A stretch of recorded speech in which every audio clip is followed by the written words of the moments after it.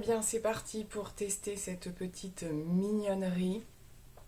J'ai quelques idées en tête, d'où l'idée aussi d'essayer peut-être de faire plusieurs maquillages, deux dans l'idéal.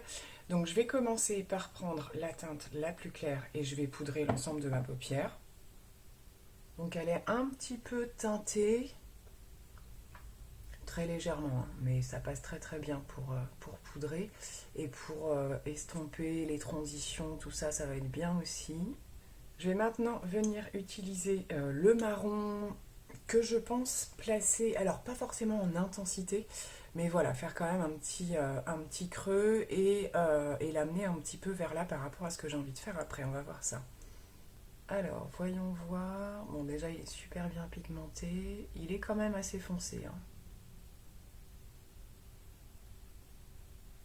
Ouais, c'est vraiment une teinte idéale. Même sur toute la paupière, hein, il pourrait être très très bien, mais par rapport à ce que je veux faire, il va être un chouïa foncé. Alors maintenant, j'avais une petite idée de ce que je voulais faire, mais en fait je suis en train de construire en fonction de ce que je découvre des fards. Je vais tenter un petit peu moutarde là, et je vais utiliser le pinceau, qui est pour moi plutôt un pinceau plat. Je pense qu'après avec la pointe qui est un petit peu plus... et pas complètement plat, hein, c'est un peu plus fluffy au bout. Il y a peut-être moyen de faire des petites estompes. Donc je vais tenter le moutarde là, histoire de voir ce qu'il donne sur la paupière.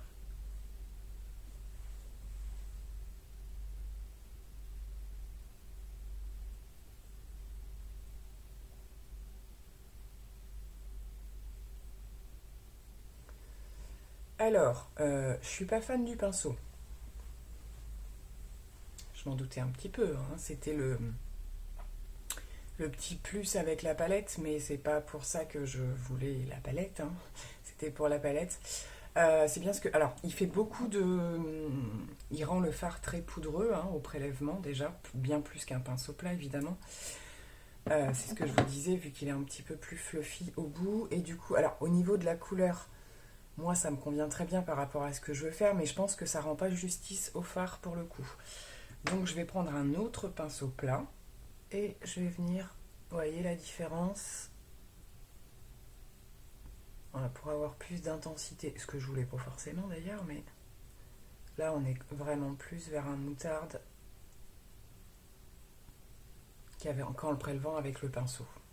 Je suis venue intensifier un petit peu le coin externe avec le marron. Du coup, comme voilà, j'ai placé le moutarde pour qu'il soit un petit peu plus présent.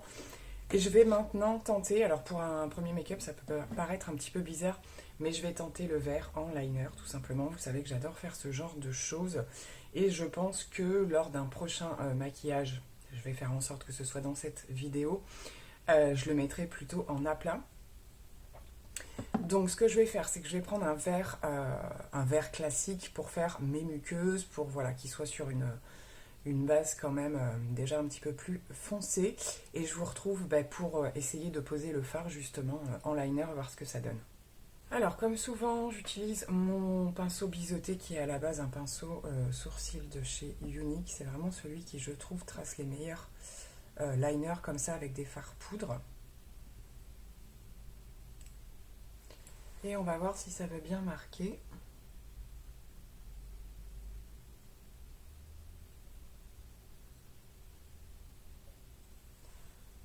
Et ça m'a l'air plutôt bien parti, hein. Il est assez impressionnant parce que même si c'est un fard poudre, il glisse vachement avec le pinceau, un petit peu comme pourrait le faire un crayon. Donc c'est plutôt agréable à travailler. Après, à moi de voir jusqu'où je veux l'intensifier. Je vais l'étirer un petit peu aussi. Et bien franchement, il se travaille super bien en liner. Il est magnifique, bien entendu. C'est un fard, de toute façon c'est le fard de la palette, clairement ce vert. Il est magnifique en liner, hein, franchement. Donc j'ai hâte bien entendu de le voir aussi posé à plat dans un autre make-up. Mais franchement là ça passe super bien les trois teintes.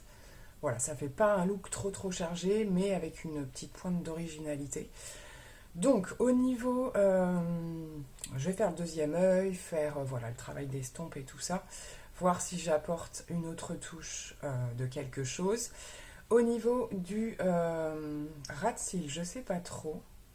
Je pense que je vais commencer tout simplement par le faire avec le marron et intégrer un... Alors au niveau des...